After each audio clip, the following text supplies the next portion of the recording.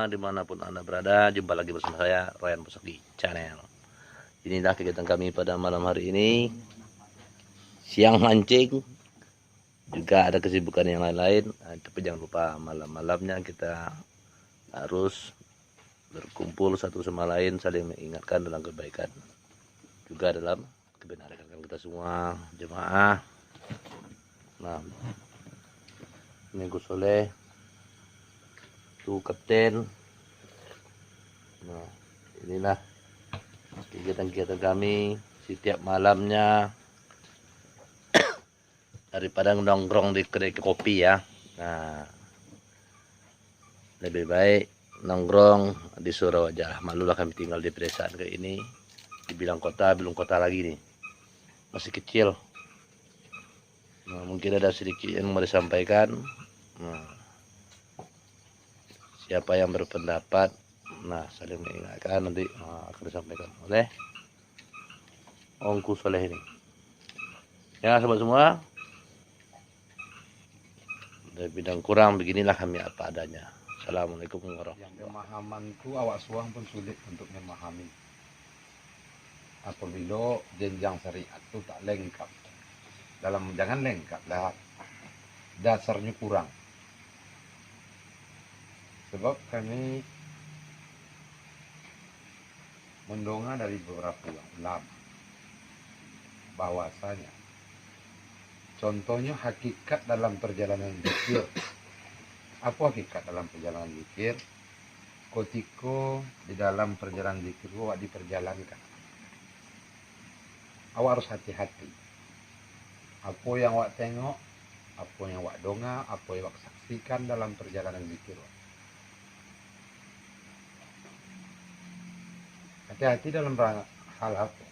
Hal yang harus perlu awak ketahui adalah hukum dasarnya. Hukum dasar zikir adalah zikir itu untuk pengobat hati. Itu hukum dasarnya. Adapun perjalanan dalam zikir itu bonus.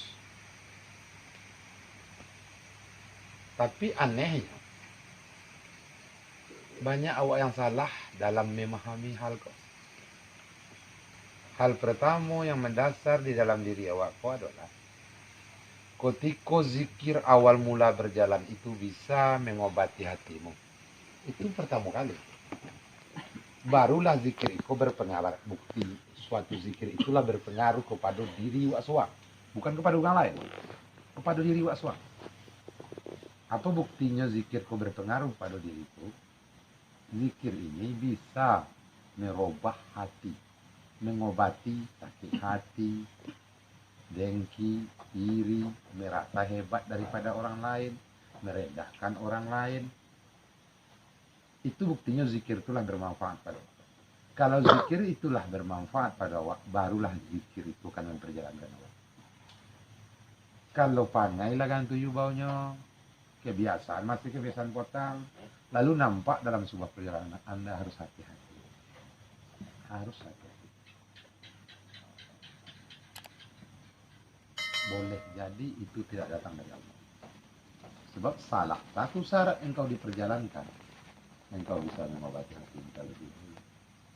Itu syaratnya. Dalam hal lain, contoh untuk pengobatan, zikir, atau untuk sesuatu yang bermanfaat bagi orang lain. Dalam hal ko, wabilah contohnya pengobatan. Dizikirkan sama-sama, sehat ulang. Belum tentu gara-gara zikir oleh. Yang pertama faktor kebetulan. Apa sebab? Zikir itu harus ada dampaknya pada diri awak dulu pribadi, baru lain dampaknya pada orang lain. Kalau zikir awak pribadi di dalam hati awak, dia berpengaruh ke hati awak. Lagi apa? Lo zikir awak bisa berpengaruh ke orang lain, itu tak masuk akal. Yang masuk akal lah. Itu masuk akal. Untuk ngubek hati awak, no bisa, no tuh yang lain, no kedubek, itu tak masuk akal. Oh, orang tu kan sehat, mungkin no doa awak, mungkin banyak yang berdoa. Bisa jadi. Lalu wasab, oh alhamdulillah dizikir sama-sama dengan sehat. Anda keliru. Anda keliru. Sebab yang diubek hati itu pertama kali itu bukan yang sakit.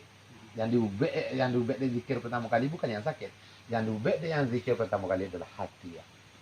Apabila hati kolah diobat dengan zikir, barulah zikir itu bisa mempengaruhi orang lain. Hati lebih parah lo pada yang botang lah. Pangai parah lo pada botang lah. Lalu ubek lah nak yang mulanya dia itu. Mungkin like keikut sertaan jin, keikut sertaan syaitan untuk menipu daya awak. Itu harus hati-hati. Jadi intinya apa? Secara logika akal awak bisa memahami diri awak masing-masing. Dalam hal kok. Apabila zikir itu tak berdampak kepada akhlak, perbuatan, ucapan, tingkah laku pada diri awak masing-masing, jangan sekali-kali mempengaruhi orang lain dengan zikir. Mereka bisa. Sebab tempat dan pengaruh orang lain itu dimulai dari hatimu. Kadang-kadang kau banyak salah sangka. Zikir sama-sama. La ilaha, alhamdulillah sehat. La ilaha illallah sehat. Kadang-kadang bukan awak. Apa? Mungkin di antara awak kau lah yang berosi hatinya seorang. Cik doa tu, ini kemohon Tuhan doa satu yang. Nah selamat apa namanya? Kadang-kadang dek harapan dan doa gurunya. Anu dek awak dah. Sebab apa? Yang dibolot dek zikir ke pertama kali hati, bukan rumah sakit. Bukan untuk menolong anda. Bukan untuk memusnahkan sesuatu, bukan. Bukan untuk melumpuhkan sesuatu, bukan untuk melunakkan basi. Yang pertama dampak zikir kepada hati setiap manusia. Dan keluarnya kau melalui akhlak, perbuatan, serta ucapan. Apabila itu belum terbentuk, sedangkan yang dokek inyom itu terbentuk. Ben. Sedangkan yang paling dokek di hati, kau diri, kau belum bisa dibentuk. Apalagi nak bentuk yang lain. Itu satu hal yang tidak masuk akal. Kalau itu dipahami, lagan terus menerus hal-hal yang lagan. Awak tak timbullah sesuatu yang awak yakini.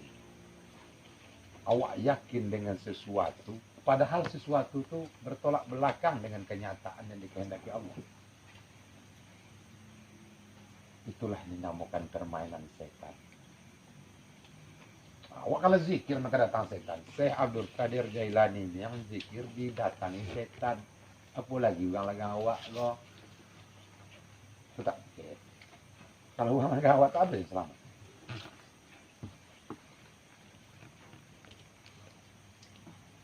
Jadi tolak ukurnya bisa dimakan oleh logika akal. Contohlah umpama, kini kan tak hujan. Tahu-tahu awak membutuhkan hujan lantaran lama lah panen. Lalu berzikirlah awak minta kepada Allah, la ilaha illallah, la ilaha illallah. Hujan naik. Paling tentu gara-gara zikir awak. Mungkin lewat di ujung kampung tanya membutuhkan hal yang sama dan berzikir ya. Dan meminta kepada Allah. Jangan engkau berbesar hati. Jangan engkau berbangga hati. Ketika engkau berbangga hati, disitulah permasalahan yang ada pada hati.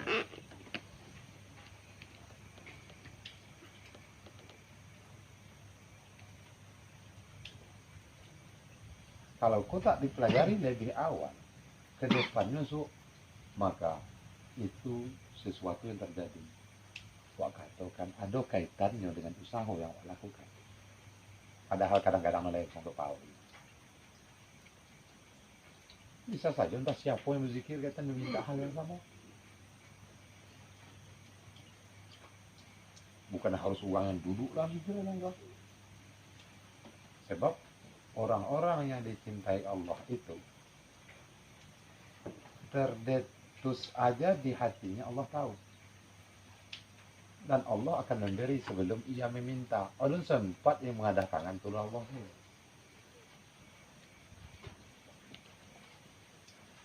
Jadi tak bisa diremehkan orang itu mulai duduk zikir lagang awak, no. Tak bisa diremehkan. Kadang-kadang bisa jadi doa orang lagang itulah yang didongakan oleh Allah Subhanahu wa taala. Mengapa hal kau kami sampaikan?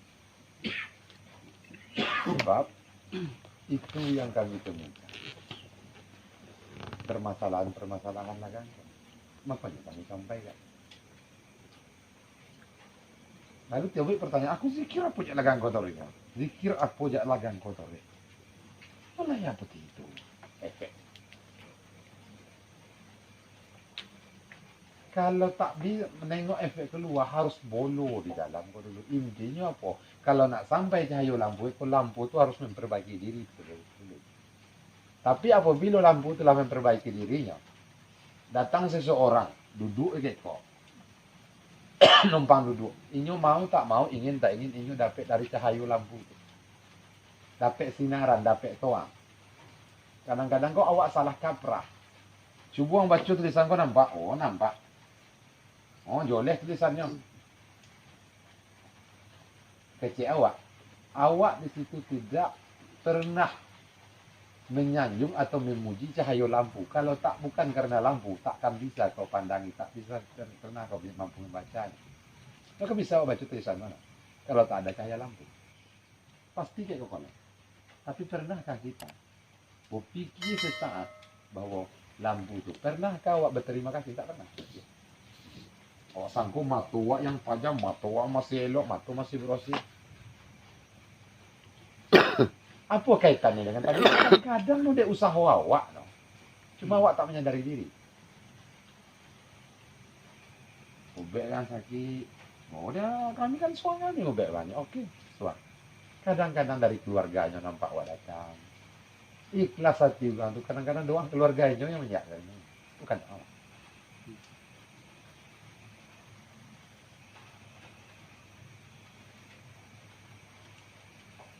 Jadi iko haraplah diperhatikan.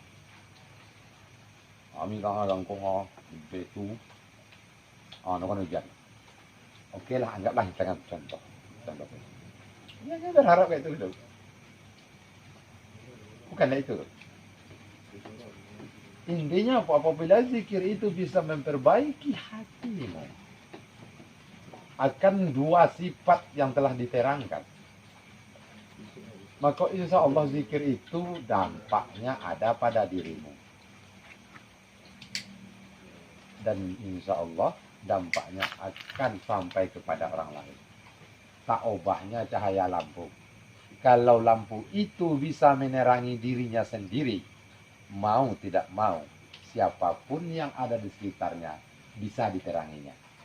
Bila mana diri seseorang itu, zikir seseorang itu, bisa mempengaruhi dirinya sendiri, insya Allah zikir itu bisa mempengaruhi orang-orang yang ada di sekitarnya. Tapi kalau di keliling lampu tuh masih ada tamak, dengki, iri. Disitulah 70.000 hijab Allah batasi antara engkau dengan dia. Lalu nak nampak lo yang luar kan? Tak. Aku zikirlah, petidurnya soalnya. Mereka petidur. Yang salah bukan yang kita parah sakit. Yang salah bukan kayak kodang masalahnya. Masalahnya ada pada diri. Lampu tu bona yang tidak bercahaya, bapa lu cari. Oh bercahayanya nolong sampai keluar lah. Lalu lampu memanglah hitam. Lalu awak menikmati suasana. Nampak awak. Iko asbak, iko boleh kopi, iko rokok, iko duit. Nampak deh awak. Tak perlu lampu itu berdasar hati. Apa sebab? Dek lampu tennya bukan dek lampu kan? Dek lampu ten sana. Sangkonya lampunya lampu keluar saja. Untuk ciri-cirinya itulah. Apabila lampu itu ciri-cirilah sampai cahayanya keluar, ini bisa memperbaiki hatinya. Jadi sujud, ruku, minta maaf guru, minta ampun air mata, tak ada gunanya. Lain orang. Sio-sio.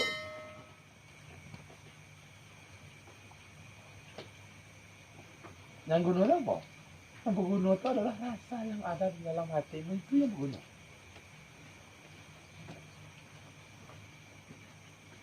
Ngopo mu tu nak salam ke guru tapi rasa hormat di dalam hati wa awak cuma guru di lawak ke salam tu dia sesuai tu noh.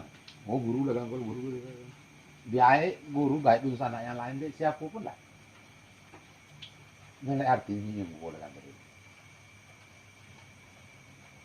Untunglah tidak setiap manusia itu Allah tunjukkan hati orang lain kepadanya. Satu contoh, datang orang bawa itu, salam ya orang kau nyungku. Dalam hatinya sempat awak tahu, mungkin sedang metuan naik kaki ha. Sebab tahu awak. Untunglah tak dinampakkan Allah. Jadi tak nampak itu untung. Suatu keuntungan. Ini mak cakap kalau bersalah mak sama awak gini nah. Kalau ditengokkan Tuhan apa yang ada dalam hati masing-masing awak kok padu orang yang awak salah ni. Mungkin bakal lebih buat malam kau bang.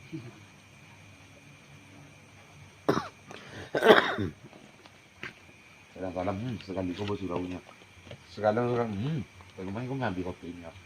Salam kau kau lemok kok ya. Salam kau lah. Itu zikir tuh, Nabi Salam mempengaruhi kan. Oi, kau dipengaruhi dulu. Harus dibuka nur di dalam diri itu dulu. Bukan dibuka, nur itu tidak ada. Kalinya berzikir. Cuma tak sampai keluar.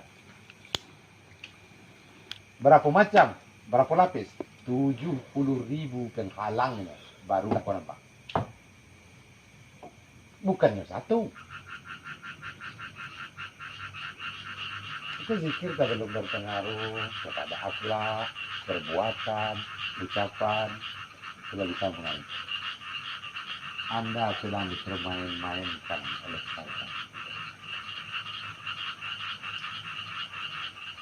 Itu logis, itu satu hal yang masuk akal. Itu bukan kaji yang sulit, yang banyak bukan. Satu hal yang masuk akal.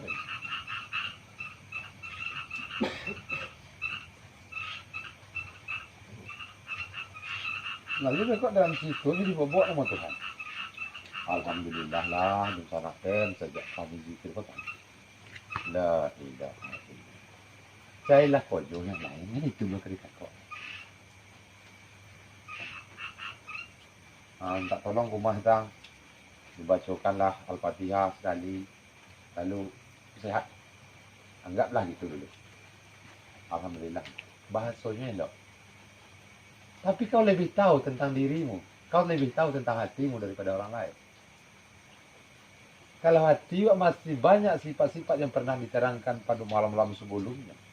Bersemayam hal-hal itu. Jangan harap lampu itu bisa menerangi hal dia. Oh, elok nampaknya hal di luar. Bukan di lampu bang. Di apa? Mungkin di lampu teh. Bisa saja ada orang sakit.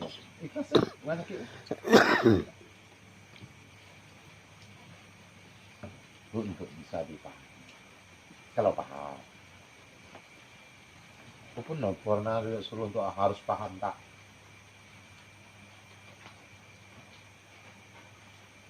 Kalau awak hanya bisa saling menyampaikan.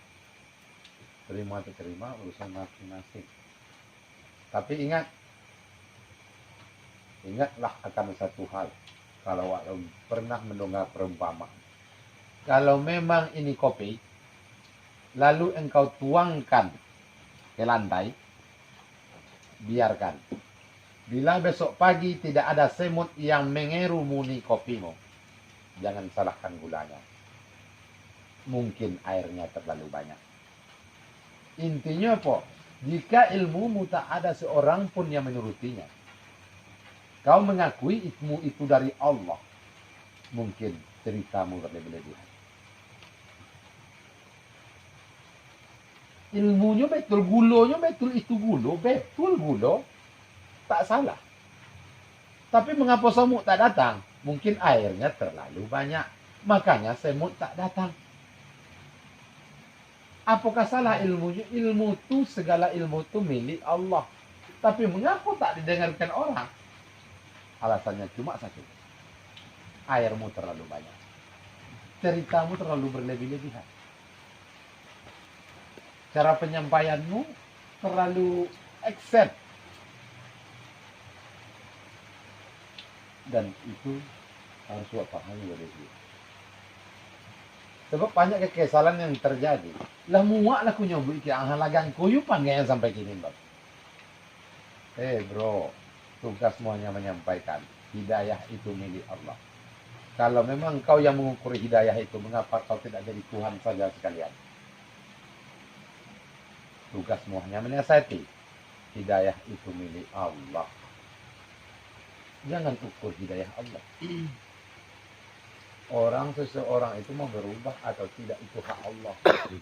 Itu hidayah dari Allah. Baswa kakok kojo ang mak di kakok de Tuhan lu kojonya. Kalau ang kakok lo kojo Tuhan, yang mengaku nak jadi Tuhannya. Kalau memang Allah mengaku kojonya secara tidak langsung, awaklah mengaku awak adalah Tuhan. Ketika awak mengaku awak adalah Tuhan, lalu kau sebut la ilaha illallah. Kemudian engkau berdoa, ya Allah. Allah akan berkata, tapi ang Tuhan nih. Secara tidak langsung. Jadi kakok melah kau jawab, ya Tuhan kakok kau Tuhan. Contoh malam kau nak hujan ya, nak angin, nak dingin itu kau Tuhan dia kakok Tuhan. Jangan awak, kakok kau jawab. Oh angin ya berkipeh wak, tu kau jawab. Dingin bos selimut wak. Itu kau jawab, jangan kakok aja Tuhan. Kalau lah kakok, lo kau Tuhan lah, lah nak jadi Tuhan, aduh. Tolok dengan kakok kau Tuhan. Lalu sabuknya, ya Allah, ampun. Entah nak kau kan anggir. Kalau kau kan anggir, kata dunia tu ya pun ngalang ngalang. Kata dunia tu tanya orang, aku jauh nak buat tanya orang. Berarti itu lebih parah pada hukum syirik sih boleh bro. Kalau syirik istilahnya menyembah selain Allah kan. Ikolah menjadi Allah lah masuk jadi Tuhan nih. Lebih parah itu.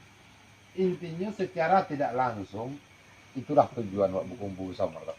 Memahami hal-hal yang lagi itu dulu supaya awak ke depannya lebih mengenal apa yang boleh, apa yang ini. Kadang-kadang yang awak anggap enteng selama biasa-biasanya, benarnya itu telah melakukan suatu kesalahan besar. Coba awak kali, hidayah itu milik siapa?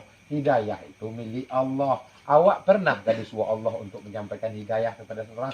Tidak. Awak hanya saling mengingatkan. Ingatkan ondak, ondak. Itu urusan Allah. Tahu-tahu dalam kenyataannya lah sampai. Lah muak lah aku nyobot ke apa aja. Tidur nak berubah. Itu hidayah. Jangan kakok kau Tuhan. Kakok kau jawab. Lah muak lah aku ngajar. Tidurmu pandai. Pandainya itu hak Allah. Tugas Allah hanya mu aja. Ketika engkau kesal akan seseorang murid yang bodoh, kau telah mengaku milik Tuhan. Hal mendasar dalam agama. Oh lah muak telah mau ugang ke surau. Tidak datang ke surau dia. Tugas ang membawa. Ondak ugang itu datangnya dari hidayah. Hidayah datang daripada Allah. Jangan dipaksa hidayah Allah. Angka kok kojo ang biar Tuhan kakok kojonya. Kalau lah angka kok lo kojo Tuhan jadi Tuhan melang. Dan setelah penyampaian khotbah punya tolak selama kau terlalu banyak, bukan musyrik, bukan menyembah selain daripada Allah, kau telah mempertuhankan dirimu sendiri. Parah ya. Zindik. Lalu juga ketika berdoa dikabulkan Allah, setanlah masuk. Di mana pintu setan? Karena kau telah mempertuhankan dirimu. Situ si setan masuk. Ya kok baik sesuatu, dikabulkan Tuhan, baik kok dikabulkan Tuhan. Baik kok dijabah oleh Allah. Mundur awak. Padahal ikut sertaan setan. Supaya apa? Supaya awak terbuai, terombang ambing. Lantaklah dia ayo. Puasan ko ay layo. Alhamdulillah, solat 5 waktu lai, zikir sejam semalam lai. Menyambung silaturahmi lai. Bersedekah lai, tapi kau Tuhan. Nah, itu masalah. Ha?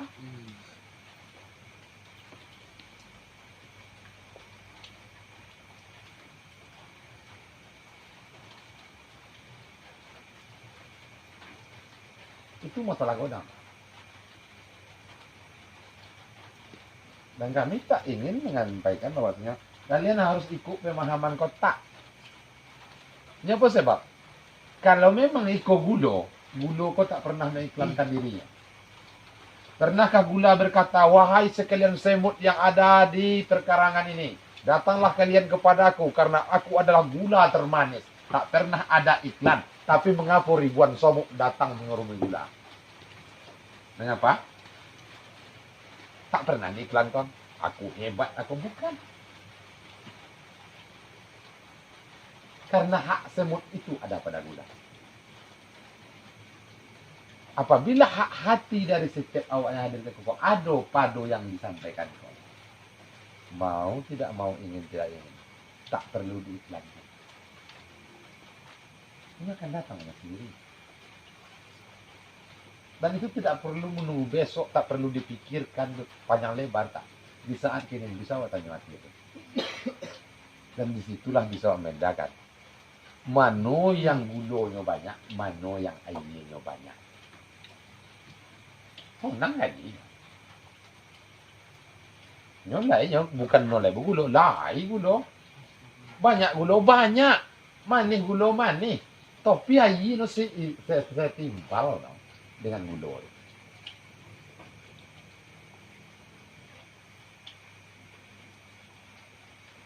Inyo nak pergi Bukit Tinggi. Sampai Pangkalan mau inyo. Itulah jam gadang. Jalan sampai Pangkalan, Bang. Situlah jam gadang. Tujuannya kadang-kadangan. Itu ti kopi banyak air.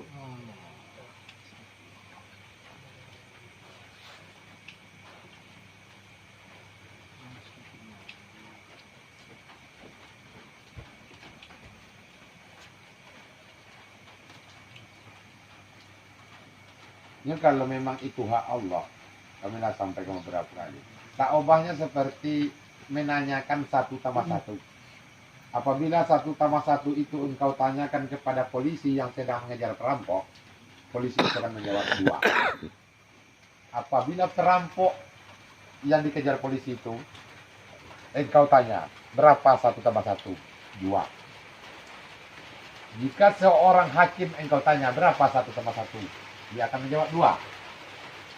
Tapi jika seorang terdakwa itu kau tanya, berapa 1 tambah 1?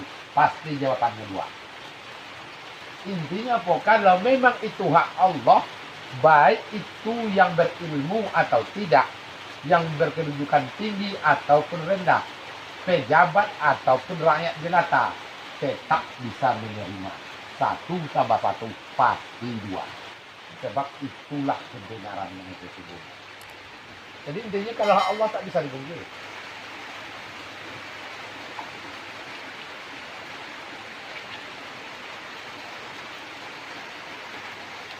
Tak bisa dipungkiri.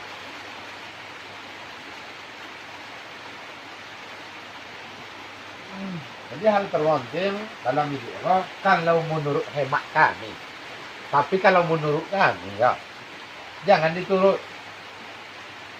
Kalau menurut hemat kami, hal pertama yang harus wak perbaiki di dalam diri wakku adalah sifat-sifat yang itulah yang kan wak bolo dulu. Kalau tak dibolo sifat itu, maka engkau jadilah seorang ahli ibadah yang sombong. Jadilah engkau seorang ahli zikir yang menuhankan diri. Ini ahli zikir, tapi Tuhan. Apa sebab inyo mengukur hidayah lari kakok ke Tuhan.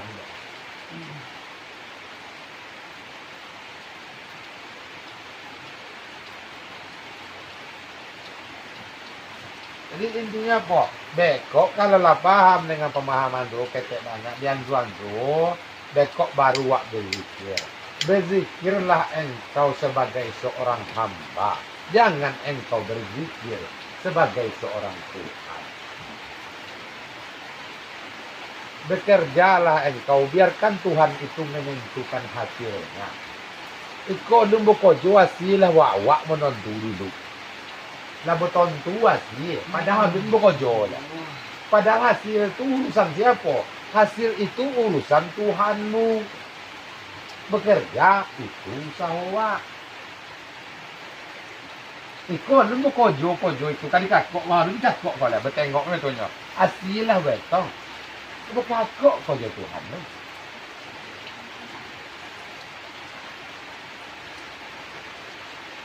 Atau tak perlu dipahami. Kalau memang tak paham.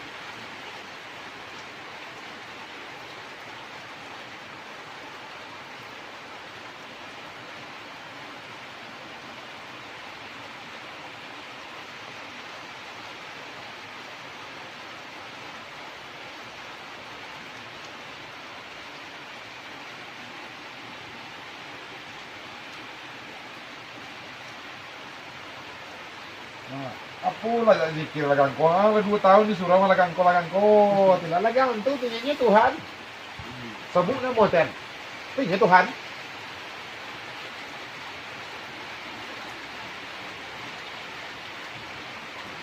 Berzikirlah dalam kehambaan seorang hamba.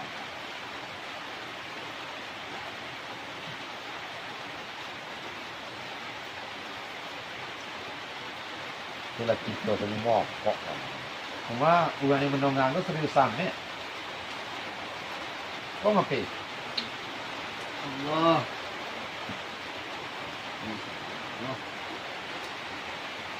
Tak usahlah panjang-panjang kan. Itu melawak renungkan diri. Berapa kali awak sholat, berapa kali awak zikir, berapa lama selama kok. Kesalahan itu telah awak lakukan. Dan itu awak lakukan berulang. Awak semayang ya?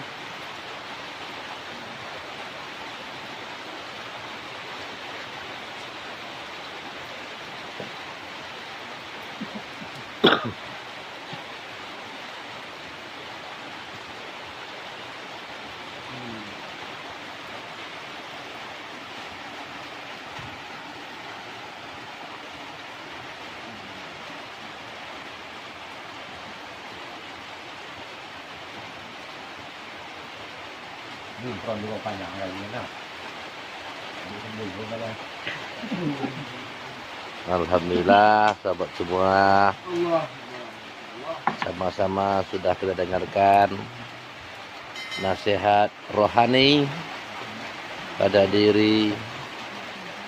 Semoga dapat menjadi kibar buat kita bersama.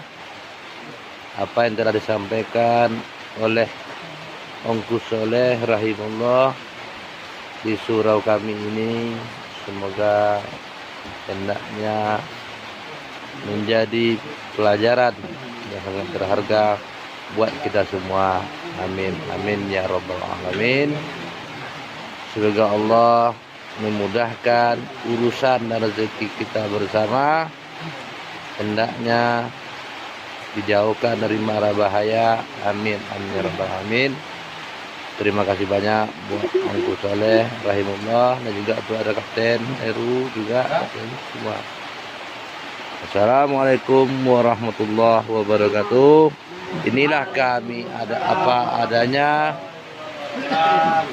bersama-sama belajar dan saling mengingatkan dalam kebenaran juga dalam kesabaran. Wabillahi taufiq wal hidayah. Assalamualaikum warahmatullahi wabarakatuh.